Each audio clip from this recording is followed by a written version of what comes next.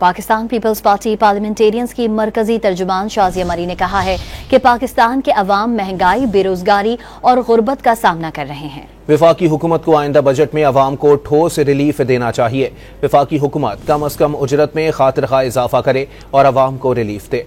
Pakistan peoples party parliamentarians की मरकजी तर्जुमान शाजिया मरी ने बयान में कहा है कि पीपल्स पार्टी अवाम की ताकत पर यकीन रखती है और अवाम के साथ खड़ी है। मौजूदा महंगाई और यूटिलिटी बिल्स की कीमतों के पेश नज़र अवाम का गुजारा मुश्किल हो चुका है। हुकूमत पहले से बोझ तले दबे अवाम पर मजीद टैक्स न लगाए। ज़राई शोबे को हुकूमती खुसूसी इमदाद के जरिए मजबूत किया जाए। रकम अमीर तबके के बजाय छोटे किसानों को सब्सिडी देने के लिए मुख्तस की जाए। वफाकी हुकूमत बताए कि मौजूदा माली साल के दौरान कितनी नौकरियां पैदा की गईं। वफाकी हुकूमत को महंगाई की शरह के मुताबिक तनख्वाहों और पेंशन में इजाफा करना चाहिए। उम्मीद करते हैं कि वफाकी हुकूमत इस बजट में आम आदमी के मसाइल को हल करने की कोशिश करेगी।